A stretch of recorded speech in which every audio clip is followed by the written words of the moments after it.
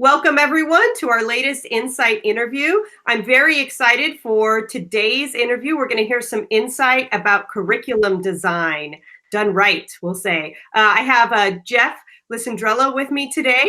Jeff, can you introduce yourself and let us know why you decided to become an educational leader? What was your journey?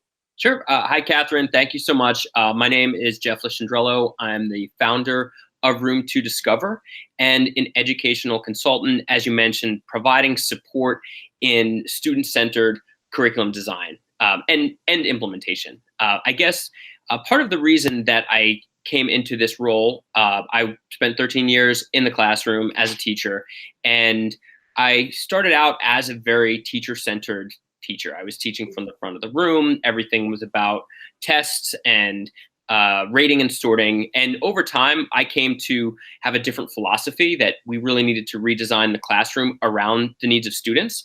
But I noticed that there were a few major obstacles to doing that. And many of them came back to the way that the curriculum had been designed. And when I talk about curriculum, I mean it in a broader sense as a plan for learning. So I don't mean just a textbook, I don't mean a scope and sequence, but kind of all the ways that we conceptualize how students learn and how we measure and support their progress in the areas that we want them to succeed, that there were some tweaks that we could make to the underlying structure that would make it so much easier for teachers to create the student-centered classrooms that they really want to create.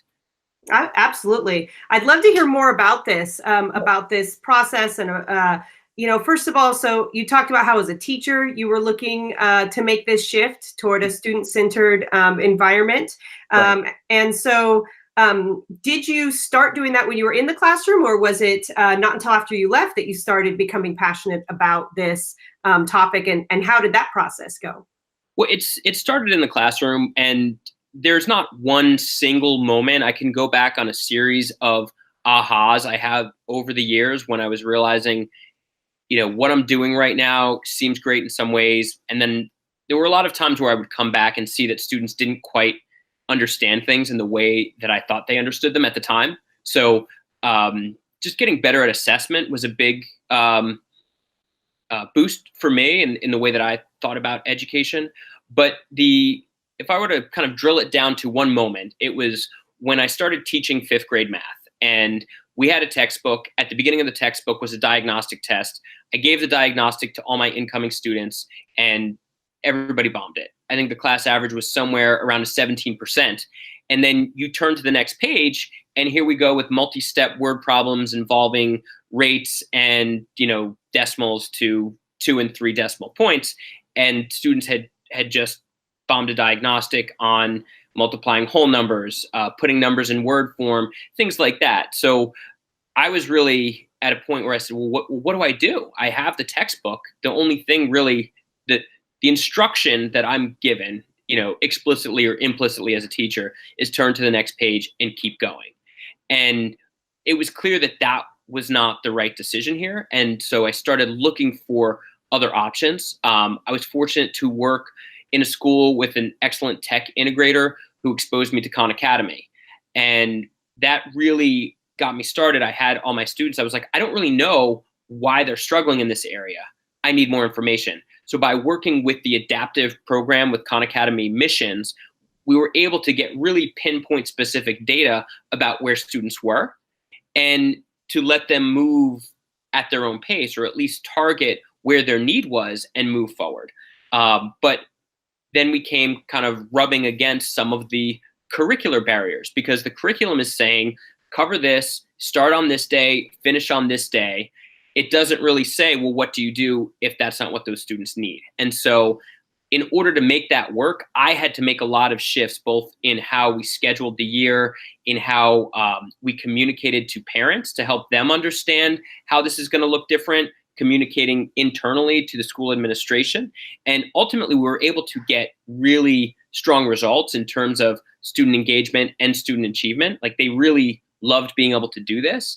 And they were also learning more. I could measure, I was able to measure their learning instead of saying this percentage correct on fifth grade, we could look back and say students were finishing 2 to 3 years of content, mastering 2 to 3 years of content in one school year. And so that became really compelling. And I began supporting other teachers in my school. I shifted into a different role, and then eventually moved into doing consulting for other schools to help them think through, if we want to create the opportunity to build the learning experience around the student, what shifts do we have to make in the curriculum design to make that possible?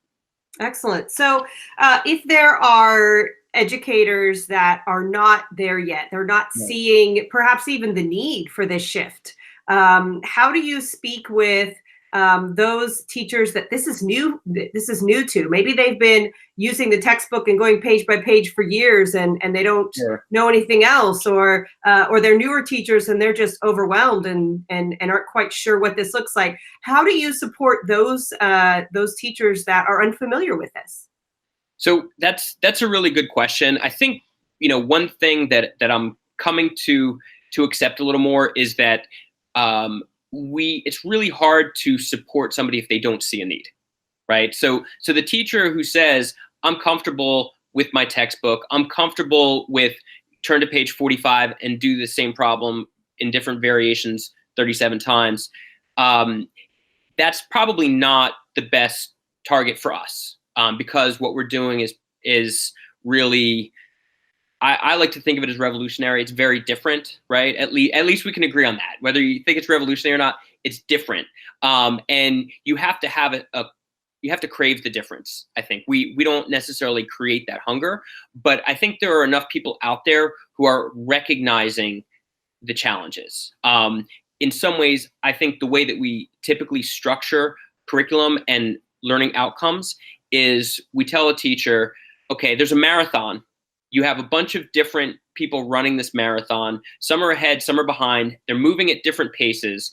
Your goal is to make sure everybody finishes at the exact same time. Now, it sounds insane when we talk about that in terms of a marathon, but in a lot of ways, that's really what we're doing, right? You might have somebody ready to cross the finish line, that top student moving full speed. They're not only ahead, but they're also moving faster. The only way for them to finish at the same time as everybody else is to slow them down. Right. So in a lot of cases, we're forced to slow students down and say, hey, we're not gonna go ahead. We got to wait for everybody else. And there's benefit to doing that collaborative learning, but we also need time to let those advanced students kind of run free and explore their potential. On the other hand, we have students who may be both behind, but also progressing at a slower pace. Is it fair to them to say your objective, the way that your success is going to be measured is relative to this other student? So I think there are enough people out there who are realizing there are a lot of problems in the system. And so the people who see those problems and want to make a difference, that's where we step in. And the system I use that I developed is called the 3 Bridges Design for Learning. And what that says is there are really 3 ways that we can think about student learning outcomes, right? One is the traditional content coverage approach. That's where we say, here's a fixed amount of content. We're going to move through it at a set pace, and we're going to measure your success by how much of that content you've mastered, what percentage you've mastered, right? Now, we don't go in and say we're going to blow up that old bridge because, like you said, maybe we're not ready to quickly move into all these different ways. There are a lot of benefits to really, knowing it's 7th grade math. Did everybody learn these topics? But what we do is we say, well, let's start building a second bridge, a personalized bridge. We're going to carve out 10% of your instructional time, maybe 20% of your instructional time. If you're willing to dedicate 10 to 20% of your instructional time to a different approach, we can actually get tremendous value from just that 10 or 20%. And we're going to do personalized. So during that personalized time, the standard of success has nothing to do with your scope and sequence. The standard of success is every student moving forward in the way that's appropriate for him or her. And I think you really do have to kind of separate that out, carve out a time, because it's very easy to take a computer program that lets you personalize work for students and then just turn it into a way to more efficiently assign grade level one-size-fits-all content. So that's why I think one of the first steps is carve out that time. We're going to take 10 or 20%, and we're going to let the students work at a personalized level during that time. The third bridge is inquiry-based learning, which is much more complex. The measurement of success is is more open because different students might learn different things from the same activity. So this is your problem-based, project-based learning. So for some schools, they're working on a content coverage approach. If they're looking for something different, we suggest, well, start with 10 or 20% of your instructional time toward personalized, or 10 or 20% of your instructional time towards inquiry-based, and we build it out from there. Excellent. Yeah, I mean, there's great, and there's research behind all of this as well, right? You know, and what I love about it is that you're focusing on the needs of the student instead of a blanket one size fits all approach, you know? So my question is, when you are using the personalized environment where you are having students work on their own, individualized, how do you then also ensure that they have opportunities to communicate and collaborate? Are there structures in place for that as well? Right. That is an excellent question, and the $1 million question, because nobody wants to walk into classrooms and see row after row of students, you know, staring like zombies at a screen, right? That is not the objective. And in fact, when I mentioned earlier the parent outreach piece, that was a really important part, because I think a lot of parents heard that, oh, we're going to work on computers, the teacher's going to sit with their feet up and the kids are going to be staring at screens. No. That's not what it looked like. So what we did is we invited parents to come in and see it. And when they saw it, that's when things really caught on, when people said, wow, this is something that's very special. So we do set up collaborative structures. Now, usually at first, we do have a one-on-one, one student, one device, because we're really trying to figure out where is that student. So the first couple weeks, at least, as the computer's trying to learn about them and get that baseline of data, there's probably a lot of just student with computer. But once we start finding commonalities, so for example, you know, and Khan Academy is great for this with their missions dashboard. You can look at a certain skill and see, by my class, how many students have mastered this skill, how many have not attempted this skill, and how many are struggling on this skill. And so that becomes a tool to say, hey, you know what, these 5 students are having difficulty with this same skill. Let's pull them together. Let's work in a group. And so it starts with teacher-facilitated grouping, where we're focusing on a piece of content based on what the data tells us, but then we're doing a group collaborative activity to learn that so that they can then go back and try it.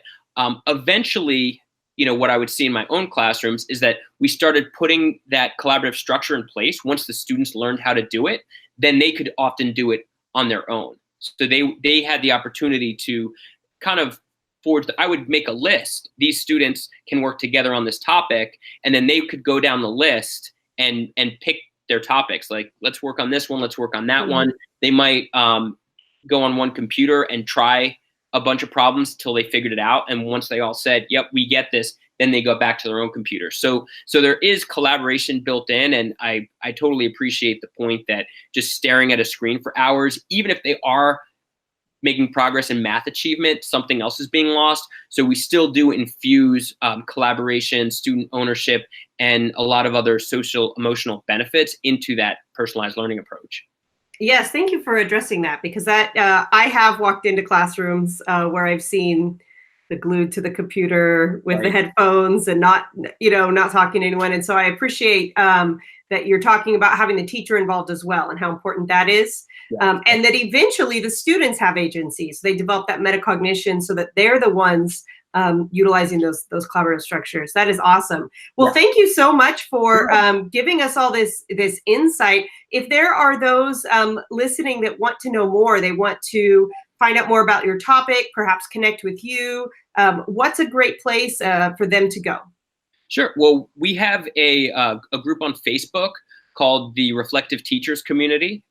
Anybody can join that group and post questions, post comments, share any resources. We share resources there. We also have a website, roomtodiscover.com. We have a blog on there that we update every week. And so check out our blog. You can sign up for our newsletter and connect with us in our Facebook group, the Reflective Teachers Community. Excellent. Thank you. Well, I want to thank you so much, Jeff, for being with us. And I want to remind everyone to definitely connect with Jeff, Join his Facebook group for sure. And check out siteleadersconnect.org for other insight interviews, resources, and our searchable database of educational leaders. Thank you, Jeff. And do you have any last inspiring words for everyone? Thank you so much, Catherine. I appreciate the opportunity. And I guess I would just say, try one thing different each month. Try something new, and you don't have to blow up what you're doing that's working already, but dip your toe in something new and you'll find something that adds value. Excellent. Well, thanks so much, Jeff, and everybody have a wonderful day.